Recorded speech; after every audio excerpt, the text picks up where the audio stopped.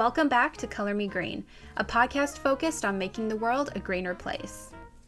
You might be familiar with the term whitewashing, which refers to the glossing over of scandalous information by presenting information in a favorable way.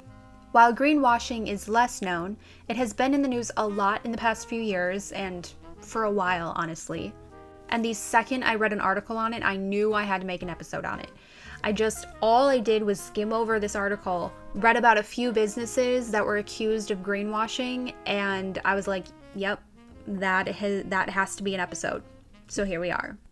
Greenwashing may sound clean, but it is a dirty practice. Greenwashing is when companies mislead consumers through marketing and other tactics by claiming to be eco-friendly or sustainable. These companies are often spending more money to appear sustainable than they do actually implementing those sustainable practices. This brought me back to what I always say about supporting sustainable companies, and by showing you want more of a product, the more of that product will be available. Well, unfortunately, big name companies are seeing the demand for sustainable products and they are catching on, so people still have the desire to purchase from them. However, they are more worried about the money they make and the money they would have to forfeit to actually implement any sustainable business practices. You might ask yourself, how can they get away with something like this? Sometimes a company may not even know they are greenwashing due to a lack of knowledge about what sustainability really is, or their eco-friendly practices may involve things that are worse for the environment in the long run. However, the FTC, the Federal Trade Commission, exists to protect consumers by preventing deceptive and unfair business practices through law enforcement, advocacy, and education. It is illegal to go against the FTC since all claims need evidence to back them up. When it comes to greenwashing, vague statements are often used by brands and they don't disclose certain information to make their practices seem more sustainable than they really are. And unfortunately, withholding information is not illegal. The FTC has created green guides to help companies understand how to make real environmental claims. So hopefully, companies will see the green guides, they'll go over them, they will implement them, and maybe less greenwashing would happen, but that's just wishful thinking. When shopping for green products, keep your eyes open for red flags, such as unaccredited or uncertified claims to pointless labels. A few examples would include the term recyclable. Just because a company claims their products are recyclable doesn't mean it will be accepted by your local curbside recycling program, or that anywhere will recycle it at all. Another thing to look out for is if the brand is promoting sustainability as the core of its business model or if it's just an added benefit. Look for actual claims and numbers about their products and how efficient they are. If you can't find this information, the company probably isn't that focused on sustainability. As for fashion, I have seen so many claims about companies, big fashion companies, using eco-friendly fabrics and all of this stuff, and I was actually shocked to find out that the commercials that I was seeing for greener fast fashion was actually greenwashing. So as for fashion, a lot of fast fashion brands are coming out with lines of sustainable fashion. Listen back on episode 3 to learn more about how fast fashion and sustainable fashion are not one and the same. When buying from these fast fashion lines, don't only look for the words recycled materials and sustainably made, but look for numbers and objectives as to how the clothes are sourced and made, and how they are more sustainable than their other pieces. So now that we know what greenwashing is and how to identify it, let's get into some well-known greenwashing cases that have happened throughout the years. Probably the most famous case of greenwashing documented today you may have heard about from the Netflix docuseries Dirty Money. In 2015, the U.S. Environmental Protection Agency found that Volkswagen had been cheating emission tests by using a defeat device that could sense when vehicles were on a stationary test rig and triggered an emission-controlling test mode.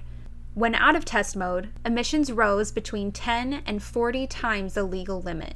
Volkswagen claimed that 11 million of those modifications were just irregularities. In 2017, Volkswagen pleaded guilty to 3 criminal felony counts and agreed to pay a $2.8 billion criminal penalty. This was a case that really helped bring greenwashing into the spotlight. Now, if you know me, you know how much I despise plastic bottles. A little piece of my soul dies every single time I see a plastic bottle on the ground or in the trash. Like, just recycle it. Or just, don't use it. So for our next case, we are discussing Nestle, who claimed their water bottles were the most environmentally responsible consumer product in the world. I'm sorry, but it's plastic, so there's no way that could ever be true. Nestle used commercials, labels, and water names like Crystal Geyser to make consumers believe their products were actually good for the planet. Pure Life, Arrowhead, and Poland Springs are all byproducts of Nestle. In 2009, the Pure Life EcoShape bottles were introduced and advertised as using 15 to 30% less plastic, which, when looking at the fine print, they compare this number to all plastic bottle types, including those of pop and juice, which are obviously thicker due to their contents. Nestle's Arrowhead Water claims to practice responsible water stewardship over their 13 springs, when they actually get their water from California, Arizona, and Oregon, all of which have experienced major droughts in the last decade. Nestle has yet to suffer any major consequences from their practices, but who knows, things may change. Hopefully. A few other quick mentions include Tide Pure Clean, representing that the laundry detergent is 100% plant-based when the product is only 75% plant-based. Tide has agreed to modify plant-based claims appearing on labels. Simple Green was marketing products as non-toxic when they do in fact contain ingredients that are harmful to people, pets, and the environment. This case ended in a settlement agreement. Method and Windex have also had similar cases. Other brands you may know that have had cases of greenwashing are BMW, Ford, Chevy, Mercedes, Audi, Charmin, SeaWorld, Nature's Own, Nest, H&M, ASOS, and Zara, just to name a few. As I will probably mention in every episode, where we choose to spend our money matters. And while it is important to be aware of greenwashing and what companies are being accused of it, it is important to remember that not every company is trying to scam us. There are companies that do genuinely care about maintaining sustainable business practices, and those are the companies we need to support.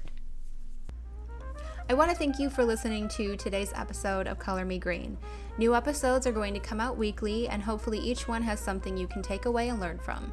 I currently have a ton of episodes planned, but if you want to request a certain topic to discuss, please feel free to message me on the show's Instagram at Color Me Green Podcast, linked in the show notes. If you loved today's episode, please make sure to leave a review, as I will be randomly picking reviews every week as they roll in to read on the show. One of the best ways to help change the world is to share this episode with a friend and let them also learn what they can do to live more sustainably. And as always, remember to reduce, reuse, recycle, and live green. See you next week.